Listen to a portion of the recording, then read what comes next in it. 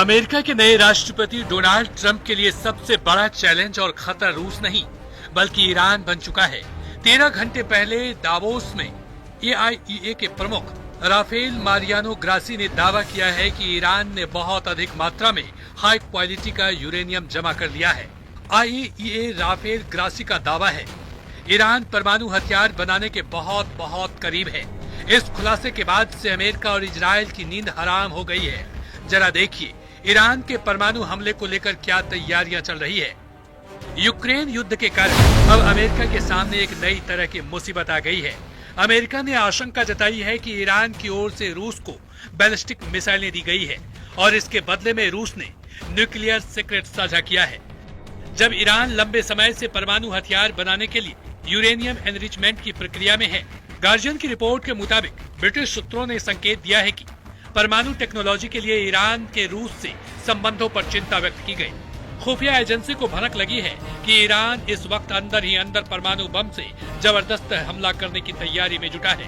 दावा तो यहाँ तक किया गया है कि ईरान के सुप्रीम लीडर ने कुछ चुनिंदा टॉप कमांडरों को आदेश दे दिया है कि ईरान इजराइल पर एटम बम से हमला करना चाहता है।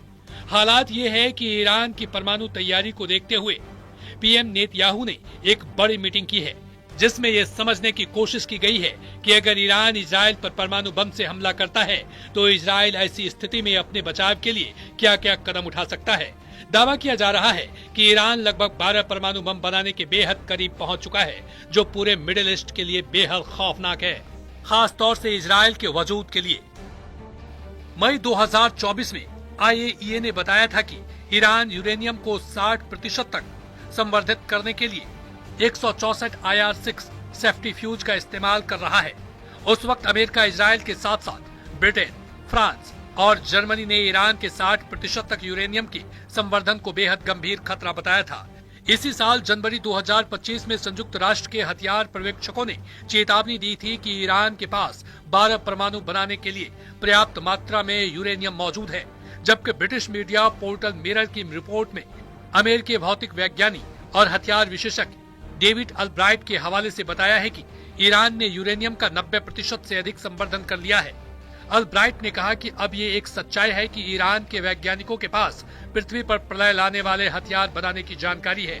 इजराइल के राष्ट्रपति इसहाक हर्जन ने कहा कि ट्रंप ने शपथ ली, मैं उन्हें तहे दिल से बधाई देता हूँ। मुझे लगता है कि यह बहुत निकट भविष्य में उनके एजेंडे पर एक मुख्य मुद्दा होगा और इस पर इजराइल और बाकी क्षेत्र के बीच अमेरिकी प्रशासन के साथ विचार विमर्श करना होगा।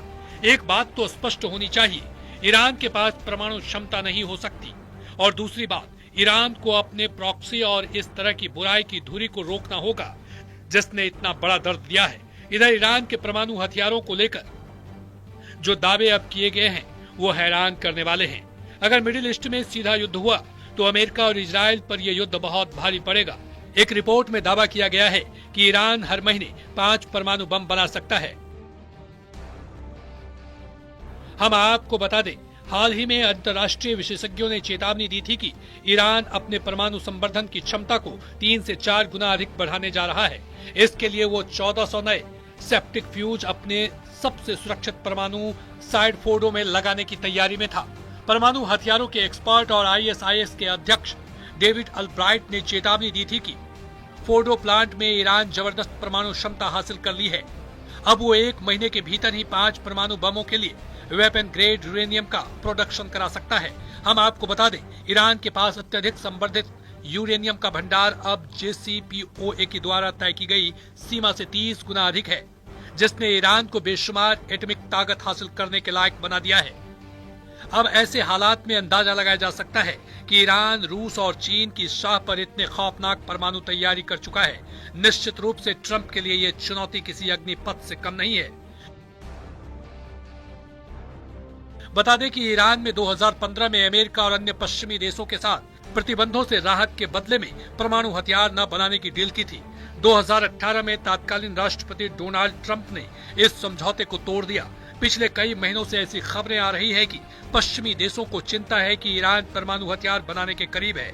रूसी राष्ट्रपति पुतिन की ओर से यूक्रेन पर हमला करने के तुरंत बाद ईरान ने रूस को ड्रोन की आपूर्ति शुरू कर दी। ईरान आज के समय रूस के हथियारों का कारखाना बन गया है। रूस और ईरान ऐतिहासिक रूप से सहयोगी नहीं है, लेकिन पश्चिमी विरोधी होने के कारण साथ आ गए हैं। अब ऐसे में ट्रंप के लिए ईरान से निपटना चुनौती से कम नहीं है।